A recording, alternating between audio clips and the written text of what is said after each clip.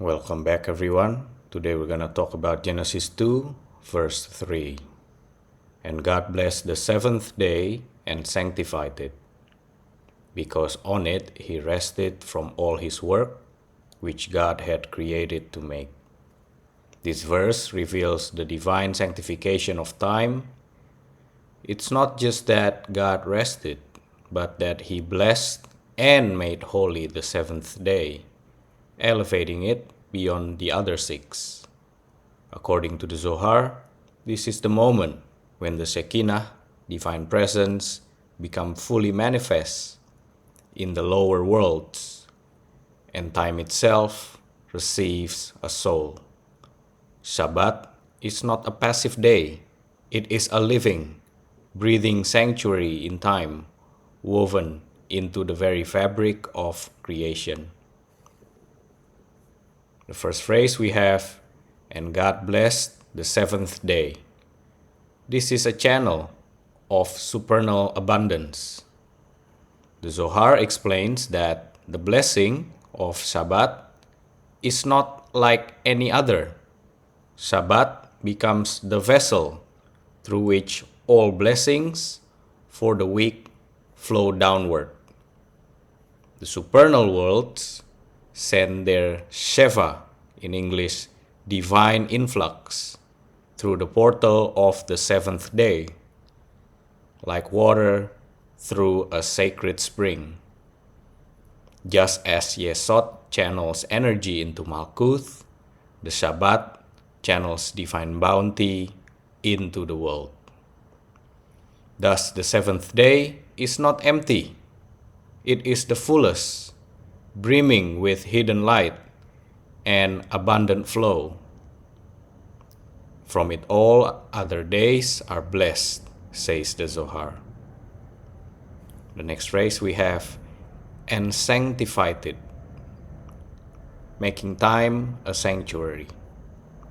The word sanctified implies setting apart, imbuing something with transcendental holiness. Shabbat is the first thing ever declared holy in the Torah. Unlike space, which becomes holy later with the tabernacle, here time itself is sanctified. The Zohar teaches that on Shabbat, the Shekinah dwells more fully in the world, because the energetic frequencies of the day are refined and receptive. Shabbat becomes the temple in time, a space in which higher consciousness can descend and be experienced. The next phrase we have, because on it he rested. This is divine withdrawal, creates inner illumination. The Zohari affirms that God's rest is not idleness, but divine retraction. During the 6 days, God projects outward, creating space, time, form, and diversity. On the seventh day, God returns inward, drawing divine light back toward the source.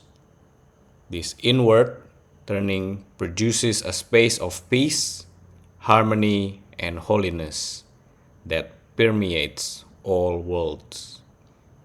On Shabbat, the higher and lower worlds align, and creation breathes as one unified body.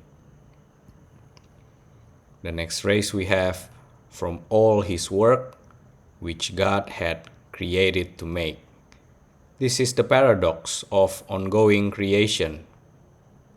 The final phrase, which God had created to make, is deeply mysterious. The Zohar reads this as a cosmic paradox. God created the world not as a finished product, but as a process, one that invites human participation. Shabbat reminds us that though God ceased, the work of making continues through us.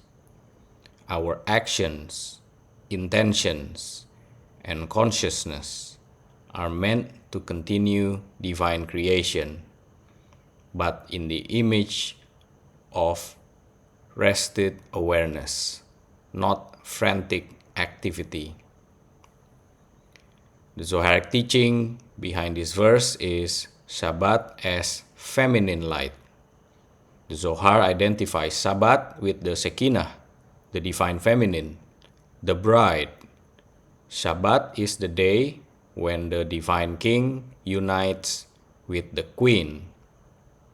This is why the Kabbalists welcome Shabbat with singing, such as the Leha Dodi, as one welcomes a bride entering her chuppah, which is wedding canopy. In this union, all reality becomes elevated, purified, and healed. Shabbat is the soul of the world, the Zohar says. Without her, the world is only body, form without presence. This verse, in the mystical light of the Zohar, reveals the sanctification of time and the spiritual crown of creation, Shabbat. God does not merely rest, He blesses and sanctifies the seventh day, setting it apart as a source of supernal abundance for all the other days.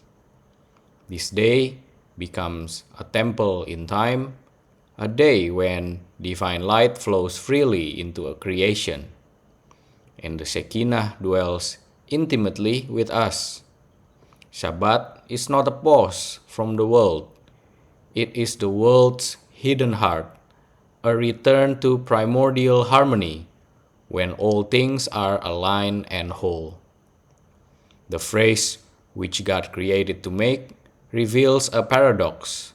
The world is finished, yet unfinished. Shabbat invites us to pause from doing, so we can become co-creators through being.